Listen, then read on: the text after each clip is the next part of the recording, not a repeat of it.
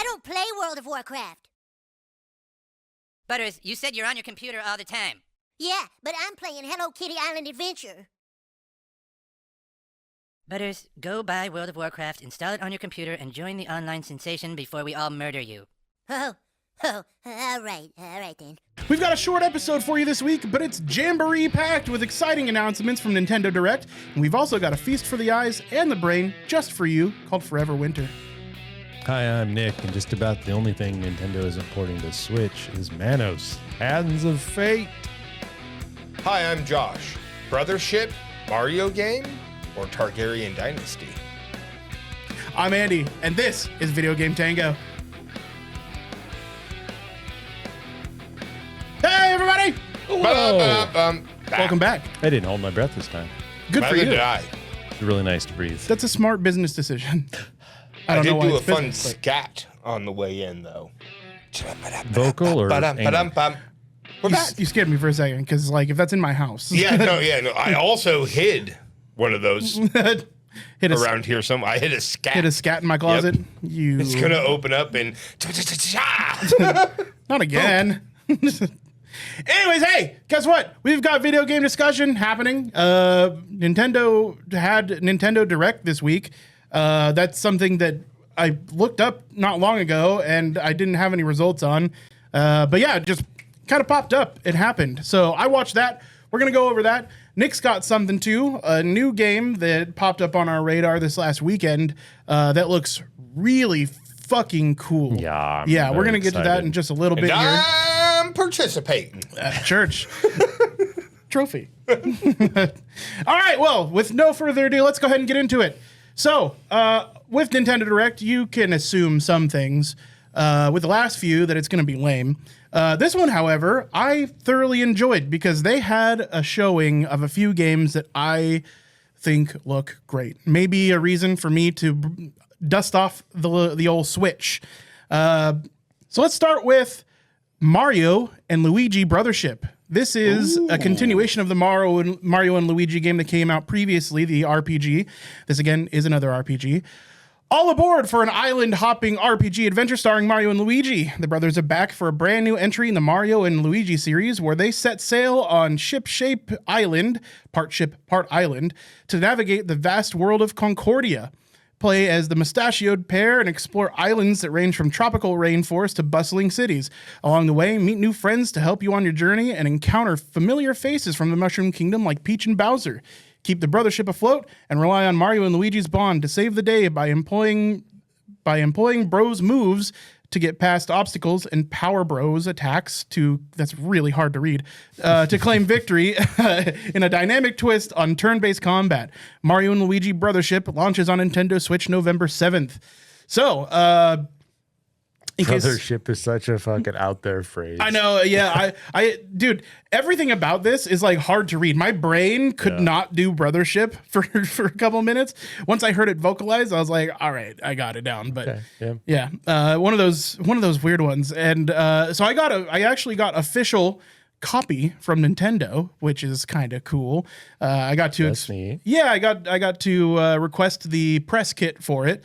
So that's neat. So we have pretty decent descriptions of these games, but yeah, from what we've got here, it looks like we have classic RPG oh my god, my brain isn't working. Gameplay?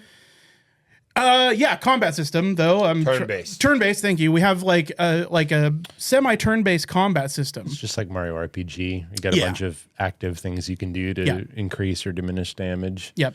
Which Dodge was attacks. featured previously in the last Mario and Luigi RPG too. But yeah, we've got new content as far as Mario goes. This is one that I didn't play the last Mario and Luigi game. It's one that I always meant to pick up because it kind of looks like right up my alley, especially because I loved Super Mario RPG. Yeah, it was fantastic. Yeah, and Paper Mario games were awesome too. So I kind of like that Mario genre mashup. Find it to be a lot of fun. No, dude, that looks like a hoot. Yeah, man. There's a few games on here that I'm honestly pretty stoked for. Which That looks fun. Yeah, which hasn't been frequent from Nintendo for me. But there are a few games that look like legitimately just a lot of fun that, aren't just another Mario game, with a new gimmick, essentially.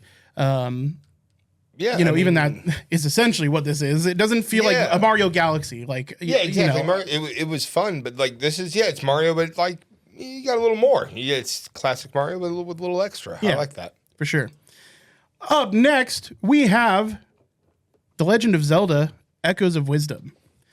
This turns the series on its head a little bit. You end up playing as Zelda. I was not expecting that level of graphics. Okay. Yeah, it's not Tears of the Kingdom for sure. Can't even give our girl modern Nintendo graphics, huh? Yeah, no. Well, it's because of the game that it's supposed to be. You'll see here. We are watching the trailer as I'm discussing this with you guys. So make sure you check out these trailers because it definitely gives you a bigger clue into what you're in for. So with this one, it's up to Zelda and her wisdom to save the Kingdom of Hyrule in a brand new story in the Legend of Zelda series. The people of Hyrule are being stolen away by strange rifts that have appeared, with certain swordsmen among them missing. That's Link. Team up with a mysterious fairy Tri and use the power of the Tri Rod to create echoes, which are imitations of things found in the environment. Then recreate those echoes wherever you like to solve puzzles and defeat enemies. Use echoes of water blocks to reach new heights. Make bridges out of old beds. Throw rocks at foes, or find your own creative combination of echoes to do things your way. You can even create echoes from monsters to fight at your side in combat. Join Zelda in her quest to rescue Hyrule when The Legend of Zelda: Echoes of Wisdom launches on Nintendo Switch September 16th. So that's another neat thing that I noted about the show is these have release dates, and a lot of them are this year and relatively soon. Like we're talking about the end of summer for this one, so we're only a couple months away from Echoes of Wisdom. Okay. Yeah, which that's awesome. Nice. We're not seeing what's to come in 2025 for most of these. A lot of these are launching this year. There is going to be one later that does launch in 2025. We'll get to that in just a little bit, and that's going to be a bit of a doozy for Nintendo enthusiasts, especially. It's a franchise that we've been asking for a long time. F-Zero. Okay. If only. That's what Nick said. He was like, F-Zero? Oh, boy. Next up on the list, we have Nintendo World Champions NES Edition, Survival Mode, and Legend Challenge. So this Nintendo World Championships Saw is a lot of things from my childhood flash up on the screen right there. It's like half of the things from your childhood. So if it was Nintendo on the NES, it's probably going to appear here in some form or another. So the NES World Championships were a thing. There was a special cartridge that you can get from participating, or a limited edition cartridge that you could buy back in the day, that would allow you to play highly arcade designed features for games that were already around. So like Time Trials Mario, and cool stuff like that. Ways to be competitive with NES games. It brings the thrill of Nintendo World Championships home. Tackle over 150 speedrunning challenges from across 13 NES games. Test your skills with legend challenges, like competing in Super Mario Bros. From World 1-1 to 8-4, the short way with warp zones, or race against the ghost data of players worldwide in survival mode. Stuck on one of the legend challenges? Check out classified information for tips and tricks to help you improve. Play solo, or you can play solo, post your best times on the online leaderboards, or invite friends and family for local gameplay for up to 8 players on a single system. Nintendo World Championships NES Edition launches on Nintendo Switch July 18th. Pre-orders for the digital version are available now on the Nintendo eShop, and there will be a deluxe set that you can purchase also, like a physical copy. Is that secret Nintendo information from the Nintendo Power Battle Pass? It's so no Battle Pass, but it is Nintendo Power. They're using the original Nintendo Power guides. Well. Yeah, 100%. Yeah, it looks like it could be a lot of fun. It's like the replacement for like a Mario Party, if you will. Yeah. But we'll come back to that in just a little bit. In the meantime, Nick, is there something that you'd like to talk to us about? Nope. Okay. Absolutely. So I came across a video from a guy. I forgot his name, that 20-30 minute video I posted. But it got me super interested in a game coming out by a new studio. Fun Dog, I believe is the name. This studio kind of quietly crept on the market 2022, and they put together a team of about 30 people, almost all of which have worked previously on AAA games, a lot of them refugees from EA and the like. And they decided to go away with the standard model. They were not looking for publisher funding money, anything like that. They wanted to develop a game, as the CEO puts it, for the homies. This game is the Forever Winter, and it is a little hard to describe. It really is. There is a certain type of art that is very common in concept art, in diesel punk, near sci-fi future style stuff, stylized war, things like that, that they have managed to not only create that concept art level of detail, but transfer it into the game. A lot of the time you'll see concept art for games and stuff looks absolutely bananas, bonkers, awesome. And by the time it hits the game, it's been dumbed down and broadened due to people that are not the original artist or designer's choices, right?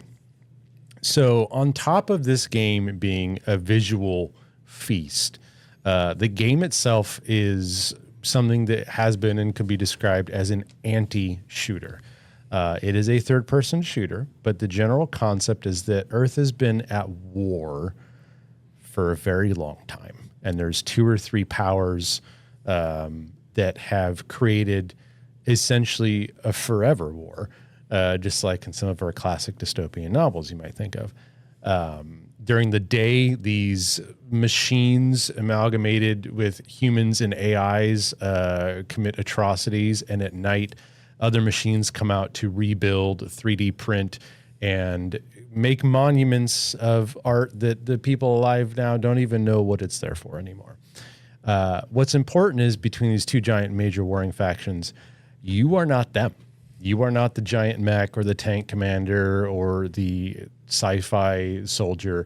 You're a scavenger. You are someone caught in between these places, desperately trying to not only survive and thrive, but just not get on the radar of these 2 opposing factions.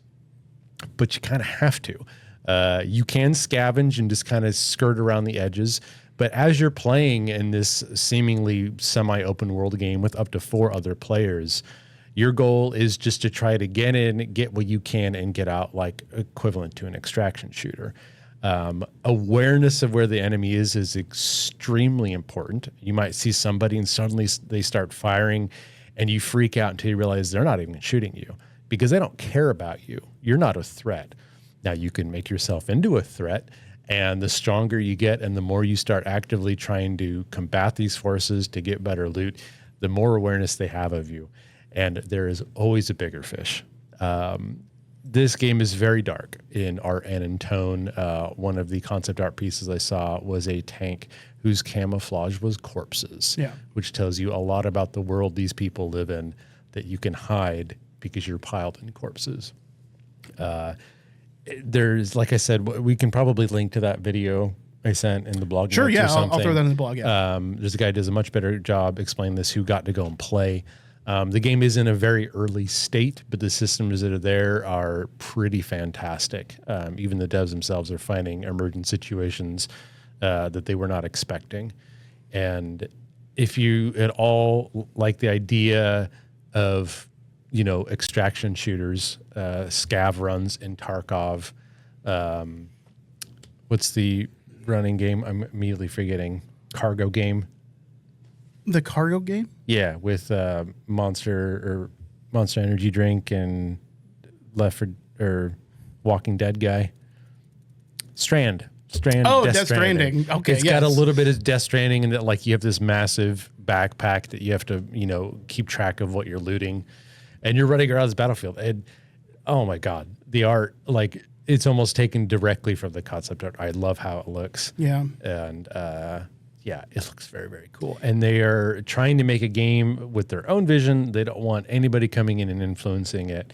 And I'm very excited to see where this goes because I'd love to support this type of game, this great kind of middle A level game where They're not in this to make another game as a service that's going to try to wall garden you in. So, very excited. Yeah, it looks really cool. Yeah, the gameplay overview that you linked in Discord not long ago was awesome. I had already seen what we're watching now. This is the official gameplay overview.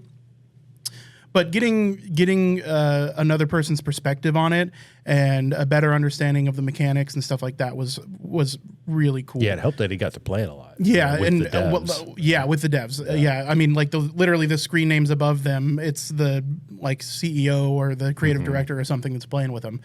And yeah, I really so. Even aside from the incredible art and graphics that we have going on here and the overall like theme and feel of the game, which it just all looks really intense and incredible.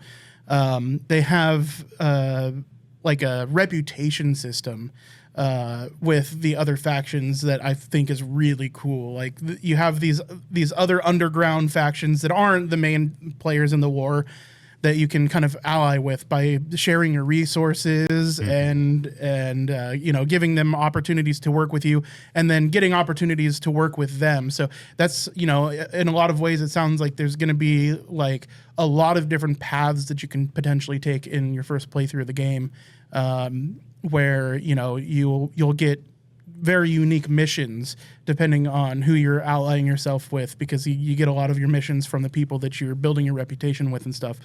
I really like that aspect of the game, that it isn't just kind of a linear, straightforward, you know, story shooter.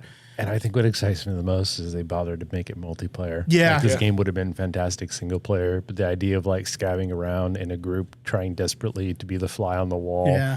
Like I love this idea so much. And I just also really, really enjoy the idea of an evolution from standard first-person shooters. Yeah. Like we've been able to be every hero and soldier and grunt on the axis that's possible.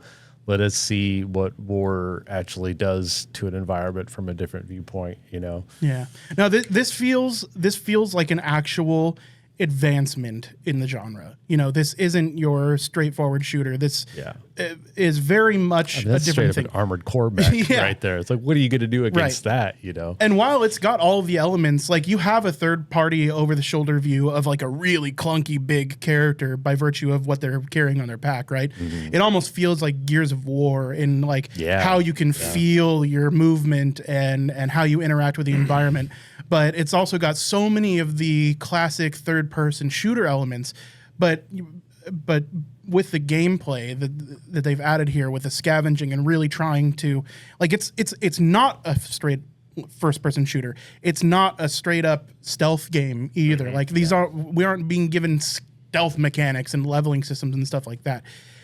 It's oddly basic, but it's something that I have never seen done before. Yeah. CEO is quoted as saying, it's interesting because if we look back at that core fantasy of the resistance fighter in like the opening to Terminator 2, that super bleak nightmare scenario, a lot of those science fiction 80s and 90s films dug into, it's not a power fantasy by any stretch of the imagination, right? Yeah, that is not the goal of this game. And I really, really like that, right? Yeah, me too. The visual style caught my eye immediately, but the gameplay looks like it's actually going to be something really new and different. So yeah, the fucking art direction's off the chain. It really is. If that's early gameplay, I can't wait to see what polished looks like. Holy crap. Yeah. Again, I can't remember the creator that you linked. I wish I could, but I will link it in the blog. So go to videogametango.com/blog. I'll have that up as the podcast comes out. Just make sure you check out that video, because even beyond our explanation, he goes very in depth with it. Like it's like a 20-minute long video where he talks about the inner workings and mechanics and gets to show you a lot of the concept art that went in before we had any art from the game. And the concept art, you can really get a feel for what they were going for. And I think they did a really good job of implementing that art into their game. Yeah. Yeah. Well, I've got more from Nintendo Direct, so let's head on directly back to Nintendo. So this one isn't like a mainline Nintendo game. It comes from SNK, and it was a bit of a surprise for me. It's a new Metal Slug. Yeah. What? Two of them, But huh? it's quite different again. Metal Slug Returns is a tower defense game with beginner-friendly controls and its signature 2D pixel look.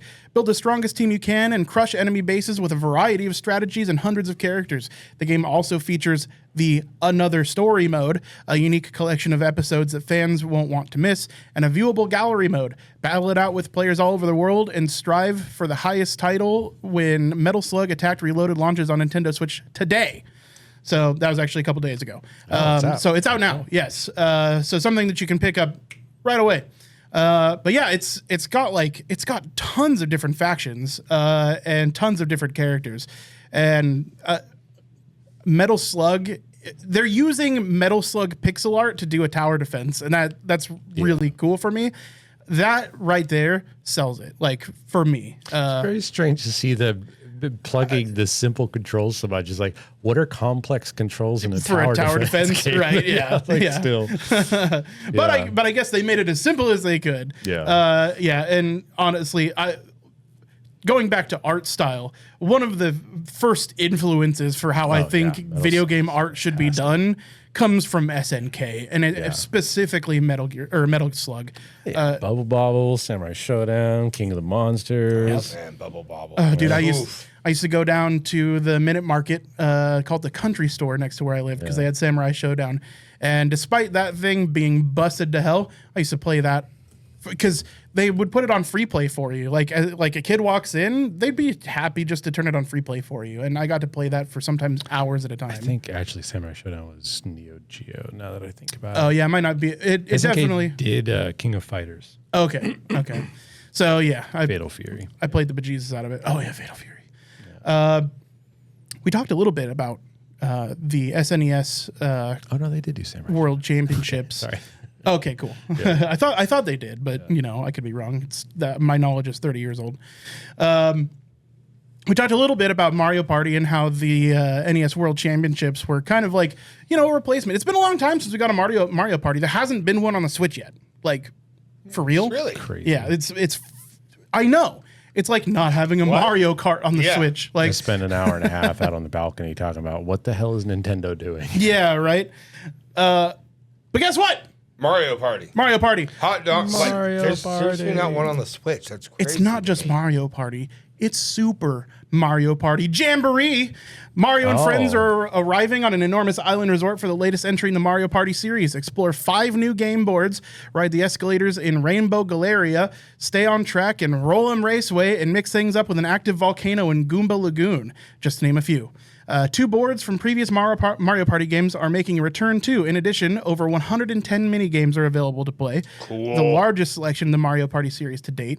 Experience action-packed challenges, puzzles to test your wits, and some mini games that feature motion controls. That's not all. Up to 20 players can go head-to-head in online play. 20 players in online play. Like legit online play for Mario Party. Yes. About time. They can play in the Koopathon mode. Dude, Koopathon. Nintendo, please. Today's been rough. Try your best to come out on top. The biggest Mario Party yet will be soon underway when Super Mario Party Jamboree launches on Nintendo Switch on October 17th. So again, another game coming out this year. And Mario Party. Like legit, this is the OG Western fucking party Land, game. That's dope. I remember that one. Yeah. But dude, 20 people having online Mario Party, right? Like just there. Yeah. Yeah. Hot darn. Yeah. It's like, like- how has that not been a thing Years before? behind. It's like Finally the most here. needed feature for Mario Party ever. And finally, it's coming out on the Nintendo Switch. So that is Super Mario Party Jamboree. I look forward to playing that. And like, obviously, there's 20 couch people? co-op. Oh So my God, that is amazing. we're going to have a reason to get some more Joy-Cons, dude. Yeah. Like Nintendo's throwing it out. I like that. Yeah, like we've talked about some Smash Bros and getting together for to play some more of the party games, but like Mario Party is the quintessential party game. Yeah. Like It really is. Yeah. It's right in the name. With man. 110 mini games coming out on launch, online multiplayer, dude, I'm just like that's prime reason to whip out the Switch again. Next up, we've got Metroid Prime 4 Beyond. You heard me. And by me, you heard Andy. Yeah. Just another No, I Metroid Prime heard you coming too. out. You heard me just shudder internally. This one's kind of a visual one, guys. I'm sorry for the audio only people. But the blurb for this, the press release that I got from Nintendo is the galaxy's greatest bounty hunter, Samus Aran, will embark on a new mission. Metroid Prime 4 Beyond, a new entry in the Metroid Prime series, is coming to Nintendo Switch in 2025.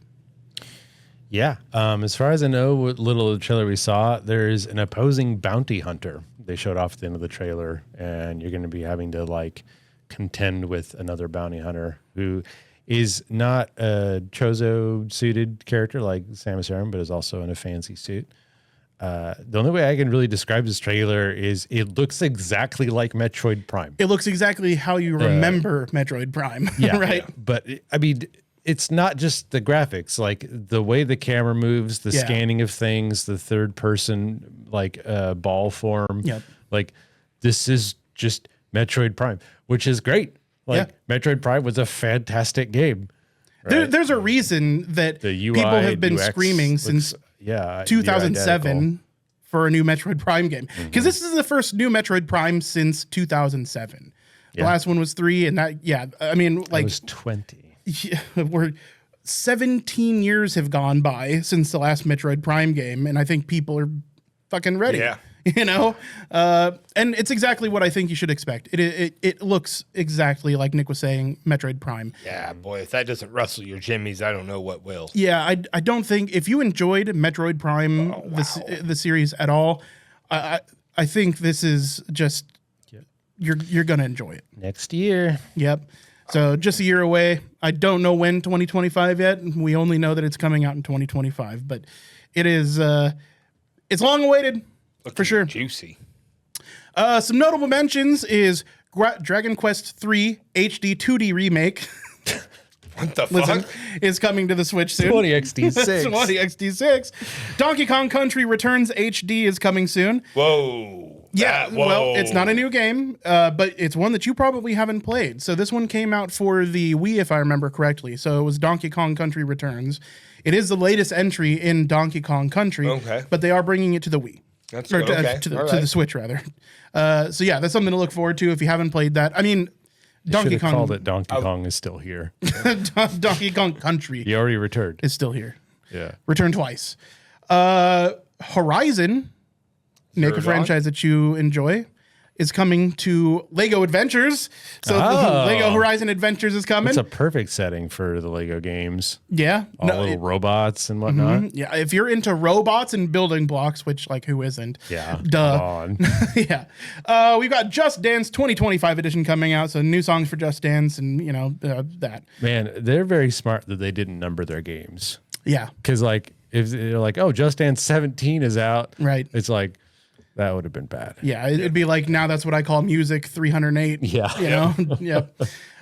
This one blew my mind. So this game was announced last year, announced originally for iPhone, but is also going to be coming out on the Switch next year. This is no joke. Hello Kitty Island Adventure. Bum, bum, bum. What started as a joke from South Park from the World of Warcraft episode has been made and is coming out to the Switch next year. You know who's making it? From Software.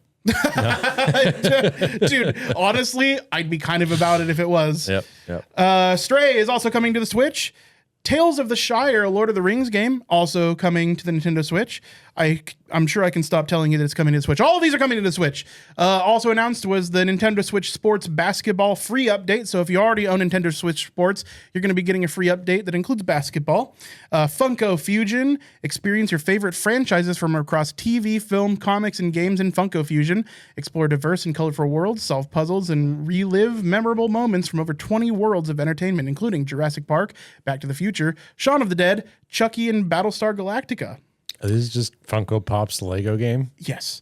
Kind of essentially, yeah. Unlock and play with over 60 distinct characters in an action game filled with uniquely authentic, irreverent humor from the creative minds of 1010 Games.